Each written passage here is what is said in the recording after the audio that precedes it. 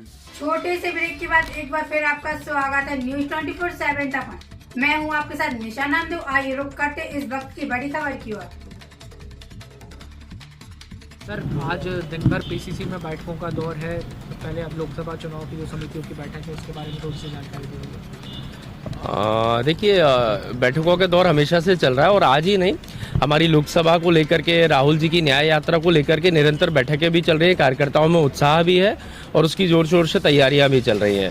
तो क्रम जारी है और निश्चित ही मध्य प्रदेश की जनता हमारे शीर्ष नेता राहुल गांधी जी का स्वागत भी करेगी और आने वाले लोकसभा की चुनाव की भी तैयारी साथ ही साथ हो रही है। कांग्रेस से जिस तरीके से कहा जा रहा है कि लोग मना कर रहे हैं, ले नहीं रहे हैं, लोग आगे नहीं आ रहे, आप इसको कैसे? देखिए, बीजेपी का प्रोपोगेंडा है।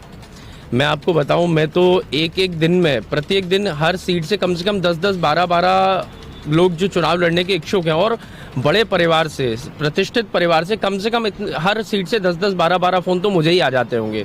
तो यह कहना तो सिर्फ एक झूठा प्रोपोगेंडा है। हर सीट पर हमारे पास इतने प्रत्याशी की मीटिंगों में हमें ये समझ नहीं आता कि स्क्रूटनी कमेटी इनमें से स्क्रूटनाइज कैसे करे। इस पे हमारी चर्चा भी होती है कि इतने सारे अगर लोग आएंगे, कैंडिडेट्स आएंगे, तो उनको हमें शॉर्टलिस्ट करना एक हमारे लिए चुनौती है। ये रही बात। दूसरी चीज, जहाँ तक हम ग्वालियर चंबल में भी अभी होकर के आए, कल मीटिंग थी वहां पर भी, तो हम लोग देख करके आए, तो वहां पर भी देखा जाए तो 4 सीटों में से 3 सीटें, यदि हम विधानसभा का अनुपात जोड़ते हैं तो 3 सीटों में विधानसभा के गणित से हम लोग अगर उतना ही वोट हमें लोकसभा में मिल जाए तो हम 3 लोकसभा जीतते हैं। तो ये बात मैंने अपने वहां पे कार्यकर्ताओं को मन से कही भी है कि यदि आप लोग जो हमारा वोट विधानसभा में मिला, यदि उसी वोट को सुरक्षित भी रख लें तो भी हम 3 लोकसभा जीत सकते हैं। कम से कम उस एक अंचल की बात कर रहा हूं मैं, आपको बता रहा हूँ 4 में से 3। अन्य जगह भी बहुत अच्छा माहौल है। रतलाम में आप चले जाइए, झाबुआ में चले जाइए, धार में चले जाइए, कई जगह। तो ये कहना भाजपा का सिर्फ एक प्रोपोगेंडा है। ये सिर्फ एक माहौल, झूठ का वातावरण बना रहे हैं। और यदि वास्तविकता में ये विषयों पे चुनाव लड़ रहे होते तो ये रोजगारी पे बात नहीं करते हैं, किसानों के विषयों पे बात नहीं करते हैं, कहीं ना कहीं ऐसे विषयों पे बात करते हैं जो जनता से जुड़े हुए नहीं है। लेकिन हम अपना कार्य कर रहे हैं और आने वाले समय में उसका आपको रिजल्ट दिखाई देगा। आज विधायक दल की भी बैठक कुलनाथ ने कल ये साफ कर दिया है कि वो कहीं नहीं जा रहे हैं। बड़े दिनों से अटकलें लग रही थी। ये प्रश्न उजागर ही क्यों हो रहा है, मुझे तो ये समझ ही नहीं आ रहा। मुझे ऐसा लग रहा है ये तो कहीं ना कहीं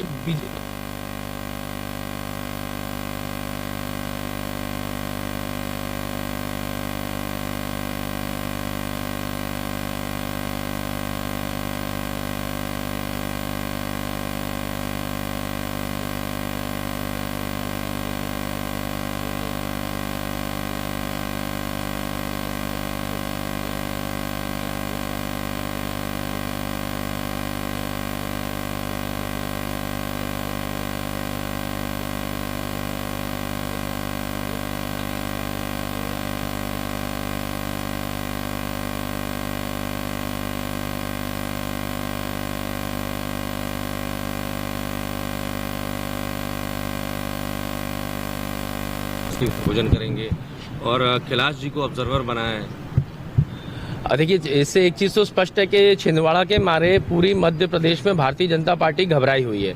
एक तरफ तो बीजेपी कहती है कि हम तो चुनाव जीत चुके हैं, 400 कितने आंकड़े भी वो बता देते हैं सब लोग। दूसरी तरफ चाहे शिवराज सिंह जी हो, आपको ध्यान होगा जब मोहन यादव मुख्यमंत्री नहीं बने थे तो शिवराज सिंह भी सबसे पहले केंद्रीय नेतृत्व को खुश करने छिंदवाड़ा पहुंच गए थे। अब मोहन यादव और कैलाश विजयवर्गीय जी भी पहुंच गए। मैं इनको सलाह देना चाहता हूं कि छिंदवाड़ा पे कृपया आप लोग दिमाग ना लगाएं, क्योंकि रिजल्ट आएगा आपकी नाक कट जाएगी। नाक कटेगी, आप मोदी जी को, अमित शाह जी को जवाब नहीं दे पाओगे। तो अगर नाक कटने से बचानी है तो एक व्यक्तिगत सलाह है ये पार्टी से हट करके कि आप लोग वहां पे मत जाइए। निश्चित नाक कटेगी और लाखों वोटों से आपकी वहां पे जो आपको शर्मनाक हार होगी भाजपा की। लेकिन फिर भी अगर आपको शौक है अपनी नीची करने का तो आप जाइए छिंदवाड़ा, रोज जाइए। मैं तो कहता हूँ पूरी बीजेपी वहीं लग जाए तो इस बहाने जो है यहाँ पे कई और सीट हमारी बढ़ जाएंगी। लोकसभा चुनाव को लेकर अभी तैयारियां चल रही अगर आप लोग सरकार को घेरने की तैयारी कर रहे हैं? देखिए, भ्रष्टाचार के मुद्दे हैं। एक तो भारतीय जनता पार्टी की 20 साल से निरंतर जो सरकार, 1.5 साल का अगर हम वो कार्यकाल छोड़ दें तो 20 साल से लगभग उनकी सरकार है। तो इन्हें 20 साल में जिस प्रकार से प्रदेश को एक तो कर्ज में डुबो दिया है, पूरे प्रदेश को इन्हीं हर एक व्यक्ति के ऊपर हजारों रुपए का, लाखों रुपए का कर्जा चढ़ा दिया है। सबसे पहले तो यह बात चर्चा होनी चाहिए कि इतना जो कर्ज सरकार ले रही है इसको चुकाने की उनकी क्या योजना और क्या मंशा है। दूसरी चीज, जो भ्रष्टाचार हो रहा है, रोज देखिए, कभी आप देखें युवाओं को रोजगार के नाम पे पकौड़े तलने की सलाह मिल जाती है। कल भी मैं देख रहा था कि पूरे पीएससी के जो लोग, जो परीक्षार्थी हैं, वो लोग धरना दे रहे थे और उनको पुलिस वाले उनके ऊपर डंडे चलाने जैसी नौबत आ गई।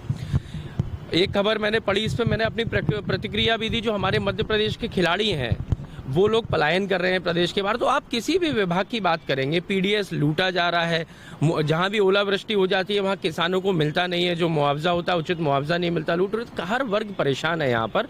और विधानसभा में उठाने के लिए मुद्दे तो अनेक हैं, लेकिन हम उन मुद्दों में से, चूंकि आज विधायक दल की बैठक है, तो इन हजारों अनेकों मुद्दों में से हम चुनेंगे कि हम सब लोग संगठित होकर के इन पर्टिकुलर मुद्दों पे हम लोग सरकार को घेरेंगे और इन मुद्दों पे उनसे चर्चा करके उनका जवाब मांगेंगे। Thank you. कि वही चुनाव लड़ेंगे नकुलनाथ ने। नहीं, ऐसा कोई घोषित नहीं है। देखिए, जो व्यक्ति वहां मेहनत कर रहा है, वर्तमान में विधायक सांसद होते हैं, तो निश्चित ही एक उनका अधिकार होता है। उस क्षेत्र में उन्होंने 5 वर्ष सेवा करी है। घोषणा किसी ने नहीं करी। हमारी कांग्रेस की परंपरा है, जो हमारी कांग्रेस वर्किंग कमेटी है और जो इलेक्शन कमेटी है, जब तक वहां से कोई नाम फाइनल नहीं हो जाए तब तक कोई भी घोषणा नहीं है। छोटे से छोटा चुनाव पार्षद का हो या बड़े से बड़ा चुनाव सांसद का हो, यह बात कहना कि वो वहां से लड़ने के इच्छुक हैं या लड़ सकते हैं, ये सबका अधिकार है। और मैं समझता हूं उसमें आपको गलत तरीके से आकलन नहीं करना चाहिए। और निश्चित ही छिंदवाड़ा से वो सबसे मजबूत प्रत्याशी हैं और बाकी केंद्रीय नेतृत्व का निर्णय रहेगा। आने वाले समय में वो सीट हम लोग निकाल करके लाएंगे। Thank you sir.